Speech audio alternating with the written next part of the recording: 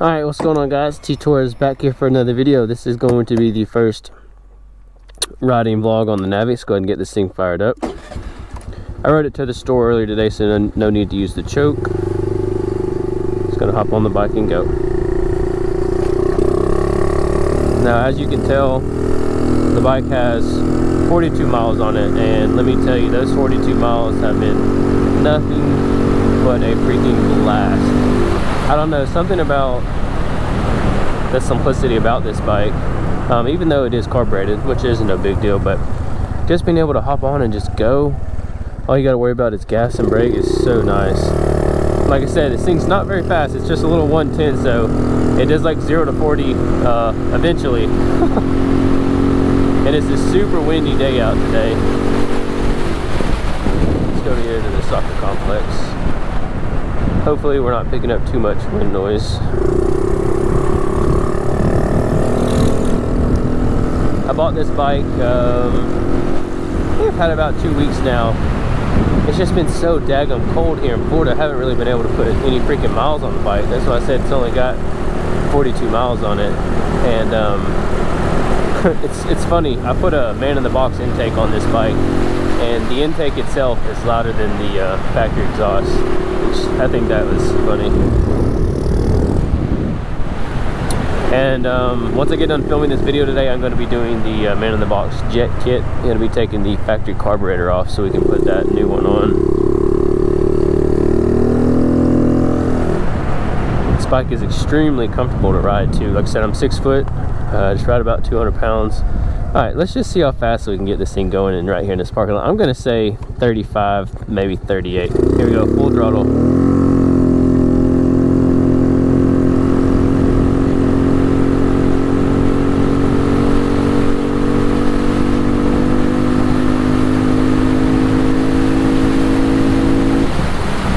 Not a very fast bike.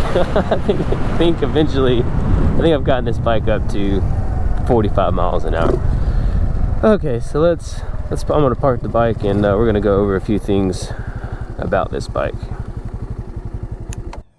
All right, so one of the things that I do want to talk about on the bike, as you can see, if you're not already subscribed to the channel, we have done the MNNTHBX intake. We are going to be doing the jets for the carburetor today. So here is my 2022 Honda Navi. We got 43 miles on it. Not too many. One of the things that I really appreciate about this bike is having this storage here. I went up to the Dollar General earlier today, and I was able to fit 2 Dr. Peppers, 3 Monsters, and 4 Tall Boy beers in here, and still had extra room. I mean, this thing, there's a lot of room. I forgot, I think someone said online it's like 15 liters, 16 liters. Don't necessarily 100% remember. One of the things that I think is so funny is this exhaust is so extremely quiet. And another thing that I noticed is it has like a dual brake setup. So like if you push the front brake, let me see if I can show you. Like if you push this front brake here and you look at the brakes down there, it's almost like it moves both of them, the front and back together, something like that. I don't know, something weird. But we definitely need to get rid of the nasty halogen bulb here. I want to do all LEDs in the turn signals, obviously in the headlight. We need to remove these markers here.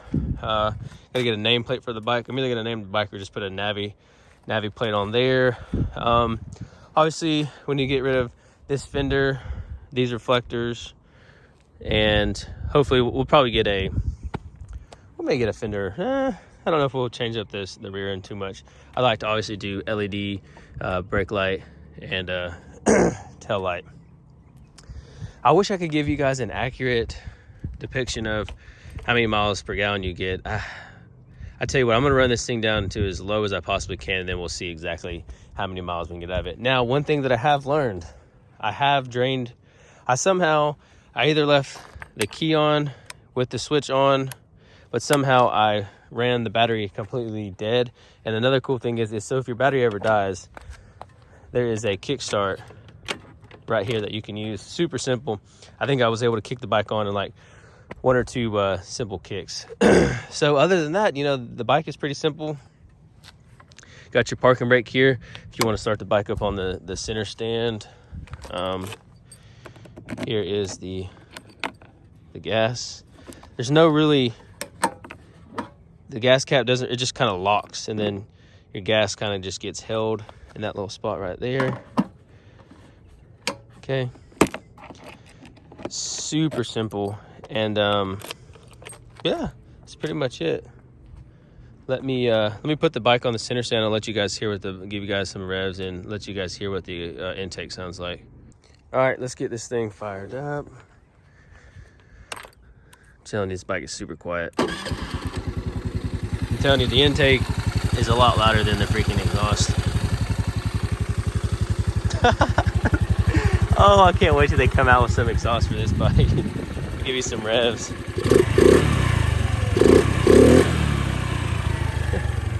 I do it on this side where the intake is. All right, let's swap back to the GoPro and get back on the bike, and let's go for another ride. Okay, we should be recording now. Okay, so if you don't know, I also have a 2022 Honda Grom, and I will tell you, the brakes on the Navi, the seat is very comfortable. The front and rear suspension is actually comfortable. I'm really impressed at the, you know, for the price point of this bike, it's actually put together very well. There we go, full throttle.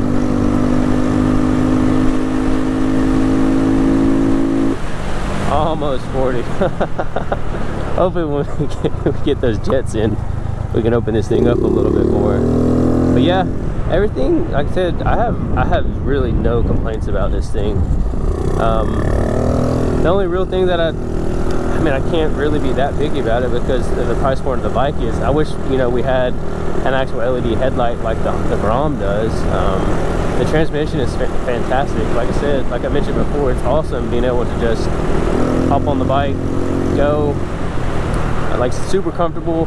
My girlfriend got on the back of the bike with me yesterday with the dog, and we rode up and down the street, and I was able to hit 35 miles an hour with the passenger on there. So I mean, if that's something that matters to you all, then yeah, you could definitely ride a passenger if you want to.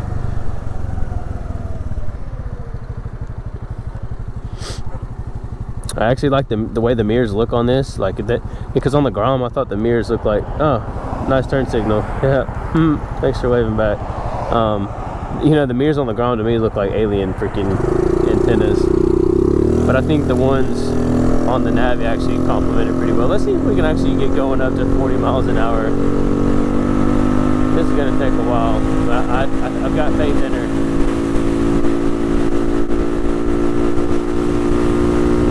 This car wasn't in front of me, I bet we could hit 45. Oh, this thing is incredibly slow, but it is so much fun to ride. I love it. Man, I'm telling you, I cannot wait to get a freaking exhaust on this bike. If I had to guess, I would say maybe, you could achieve 100 miles to the tank. Maybe a little bit more, maybe a little less, I don't know. I know the Grom has like doesn't even have a, you know, 2-gallon tank, so I don't know.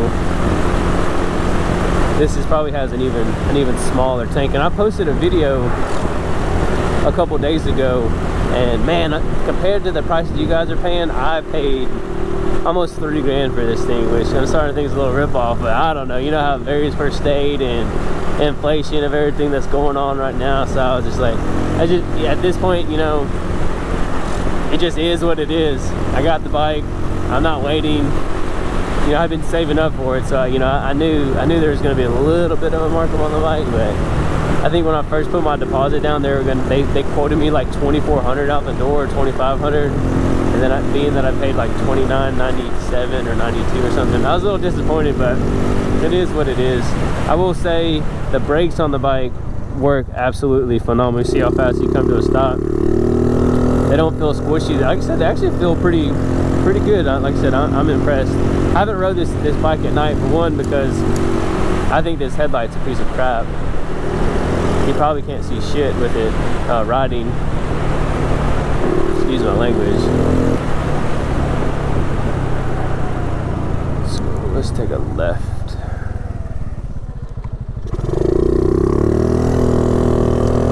I will tell you though, just having the intake alone on this bike, I can definitely tell a little performance boost from over, you know, from the factory airbox. I can't remember his name, but somebody else on YouTube put the man in the box intake on their Navi as well, and he weighed the factory airbox compared to the new one. I think the old airbox was like 3 pounds, and this one weighs like 1.5, I think. So we saved almost a pound just by switching to the new intake.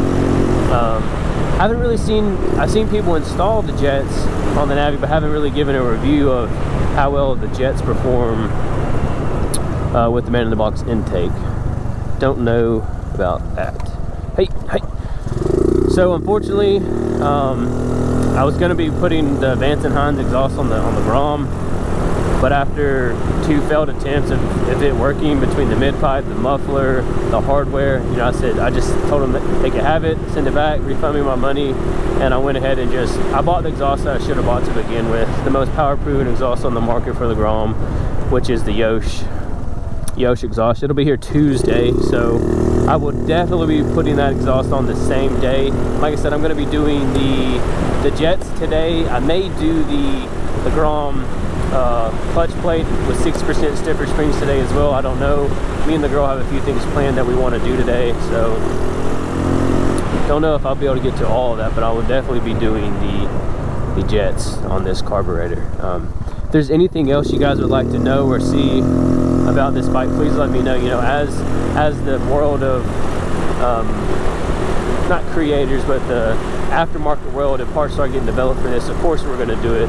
I'm hoping that somebody comes out with a plug and play option for the headlight. I really don't want to splice into things, but if I have to, I have to. No big deal.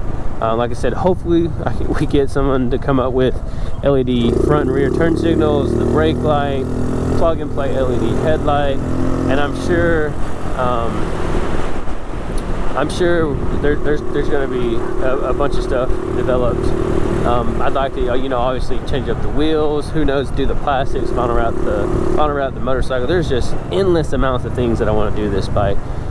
And ultimately, I'm excited to hopefully I can take both of them, the Grom and the Navi, to the small bore event.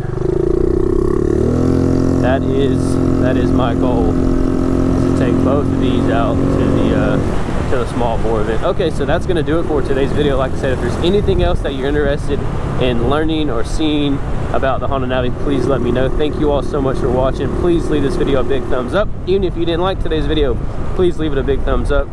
Turn on your post notifications, hit that subscribe button, and I'll catch y'all in the next video. Peace.